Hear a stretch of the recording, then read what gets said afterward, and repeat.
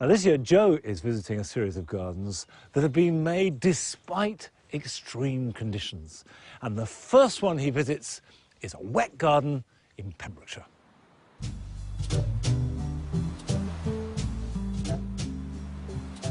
The wild coastal valleys of West Wales owe their verdant beauty to some of the wettest weather in Britain. In the shadow of the Preseli Hills here, you don't have to look too far for evidence of rain. This damp, squelchy ground is hardly inspiring, but this garden shows just what can be achieved.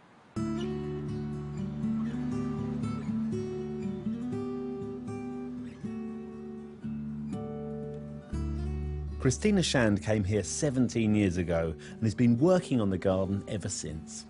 Christina, exactly how wet is it here? The weather is extraordinarily changeable. I do describe this place as being between a bog and a hard rock. We get up a high rainfall, it's challenging. Yeah. But that's what I love about gardening. You try things out and then you make horrendous mistakes, but you learn from it all the time. And that's the joy. I'm intrigued to find out more.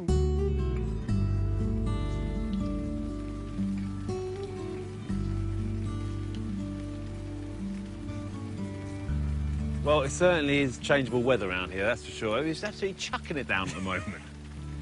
This border is gorgeous. I love it. It's tropical, it's exotic. Is the soil damp under there too? That's pretty wet. That's what they call a surface well. There are quite a lot of them in Pembrokeshire. And when I first made the bed, I wanted to plant wisteria on the front here.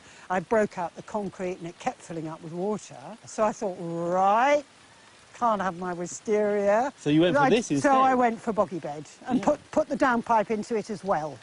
Right, OK, which wet. makes it even wetter when it rains like that. So all the water off the catchment is ending up in this planting area. Right, so what stays in here permanently? I'm guessing the calocasia gets moved. Yes, that does, and the cannas, and the dahlia's the same. So what stays in here is the ferns, basically. There's a banana, which I wrap up a bit. So how do you find out about what grows best in those beds? Trial and error, really. Is that it? You put something in, if it does well, you'll grow more of it? And, yeah, and it tells me itself. Like the Selectrum, various things are starting to seed themselves around, and I suddenly think, aha, I can grow things that a lot of other people can't grow because they haven't got enough moisture in the soil, and learn to try and take advantage of that.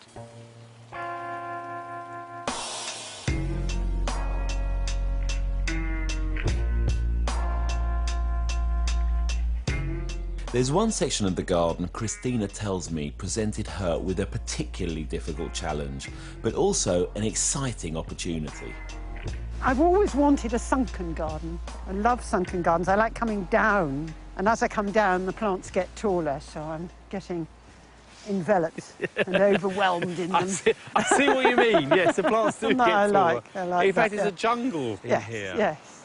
I started a two-tier planting system. So I started bringing in rocks, first of all, making planting pockets, filling them up with topsoil. Raising it above. Raising them up. So once I got the astilbes out of the immediate bog and the gunnerer, they were happy.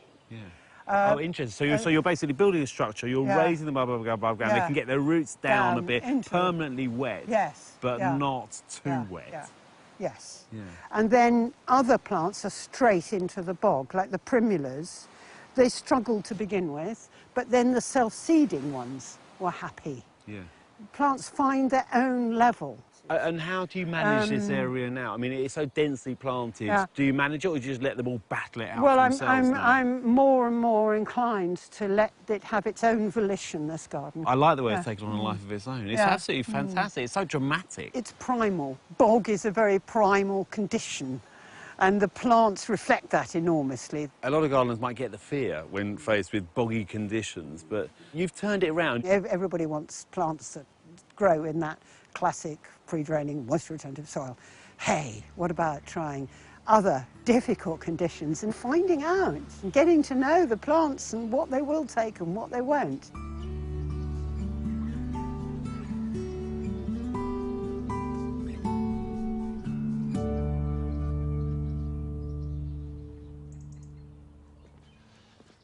I really like the way that Christina hasn't just managed to make a garden in a tricky spot, but has made a beautiful, inspiring inspiring garden. And you can go and see it. It's open from Easter through till September, and you'll find all the details on our website.